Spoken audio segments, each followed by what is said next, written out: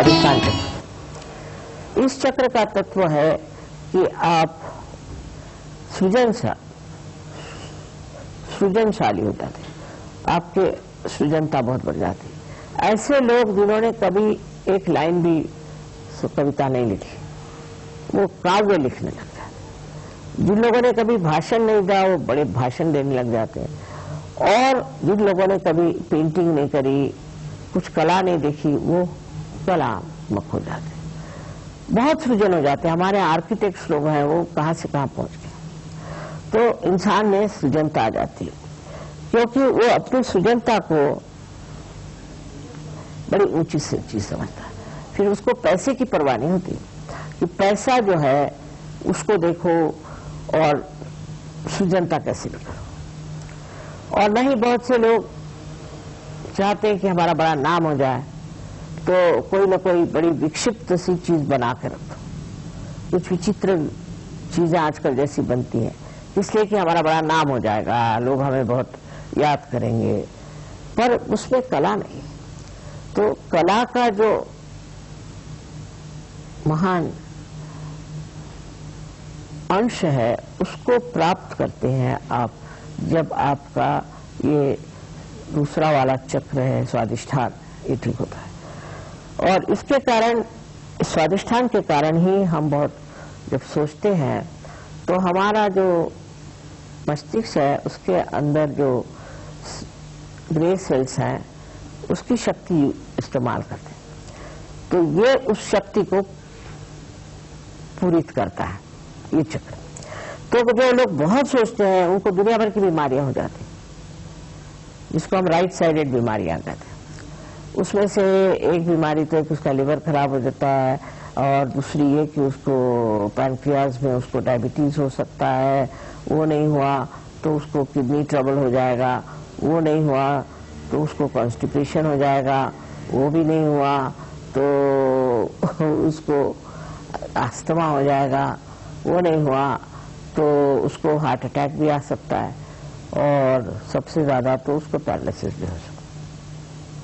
सो right sided जो बीमारियां हैं वो स्वादिष्ठान चक्र से आती है, और लेफ्ट साइडेड बीमारियां भी उसी से आती है। तो बहुत जरूरी है कि हमारा स्वादिष्ठान जो है वो अच्छा रहना चाहिए।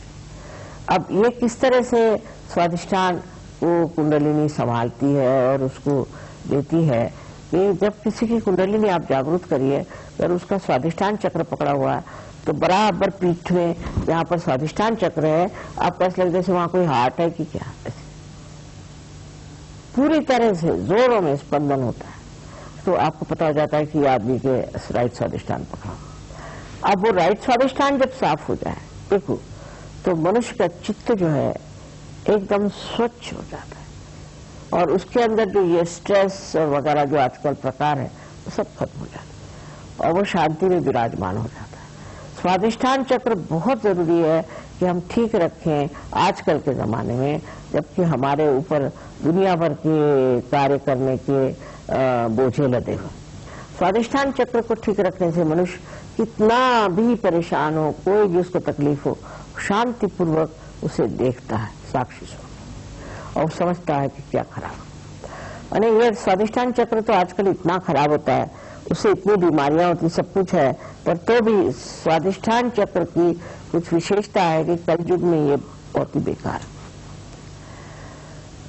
फिर उससे जो और भी बीमारियां होती हैं उसके डिटेल्स में मैं नहीं जाना चाहती, पर यही कहूंगी कि बीमारी के अलावा मनुष्य अत्यंत संतापी और गुस्से वाला होता है, तो राइट साइड। बात बात में वो तुनक मिजाज होता है, उसको बड़ा ये लगता है कि मैं इतनी पोजीशन का आदमी हूँ, मेरी कोई इज्जत नहीं करी। छोटे से आदमी भी बहुत अपने को समझने लगता है। ये भी राइट साइड स्वादिष्ठान से होता है। और लेफ्ट साइड स्वादिष्ठान जो पकड़ता है तो उससे मनुष्य चिंतित हो जाता है, बड़ा दुखी हो जाता है, उसको डिप्रेशन आ जाता है, और वो सोचता है कि मुझसे बुरा कोई नहीं, और मुझे सब सता रहे हैं, मुझे परेशान है। दुनिया भर के साइकोलॉजिकल केसेस होते हैं।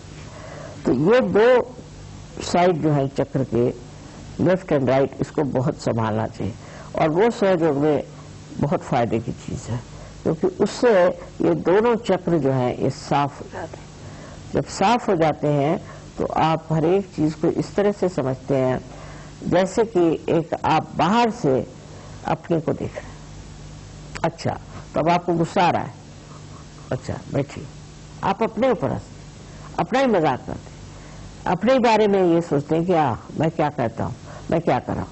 तो उस तरह से मनुष्य अपने चित्त को वहां डाला, और ये आपका जो चित्त है वो प्रकाशित हो गया, तो वो जो चित्त है उसको ठीक कर देता।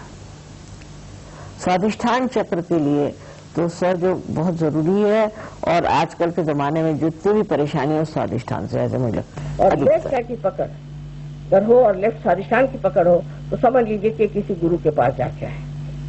कोई न कोई अनधिकार चेष्टा करने से, किसी भी गुरु के पास जाने से ये सारा की सारा लेफ्ट साइड पकड़ जाता है, इसमें तो कोई शक ही नहीं। पर सबसे ज्यादा ये पकड़ता है, और ऐसे वक्त मनुष्य जो है एकदम उस आदमी के झांसे में आ जाता है। वो जो भी बात कहता है वाह वाह, कुछ भी वो आपको दौड़ाएगा वाह वाह वाह। आप सोच भी नहीं सकते कि ये गलत काम है, ये नहीं करना चाहिए।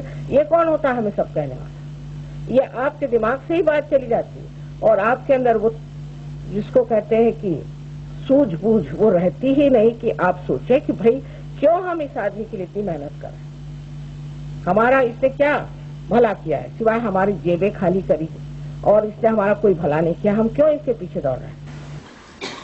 You have to go higher and understand that there is within us a thing called ego. And this ego is false, absolute false. You do not do anything. Because if you start thinking, you are doing everything, you are doing this, you are doing that, which you are not doing, then this nonsensical ego comes in. And the same ego, which looked so funny and absurd, will form tomorrow the Ekadashi. Today's individual ego will merge into Ekadashi. But we all must remember to say we all the time. The basis of all creativity of Saraswati is love. Ultimately, the whole world has to realize that one has to go to that ultimate love of God. Otherwise, it has no meaning. No spirit in your learning. If there is no source of the goddess in your learning, then it is absolutely useless. If they had realized that there is the spirit that is working it out, they would not have gone that far. But the main that one has to achieve through Surya is the light within. Is the light within. Light doesn't mean what you see with your gross eyes. Light means from within, the light of love. That one should understand. Light of love. And it's so soothing, it's so sweet, it's so beautiful, it's so enamoring, it's so abounding that unless and until you can feel that light within you, that light which is of pure love, of purity, pure relationships, pure understanding, if you can develop that kind of a light within yourself, then whole thing will be cleansed. Wash me and I shall be whiter than snow.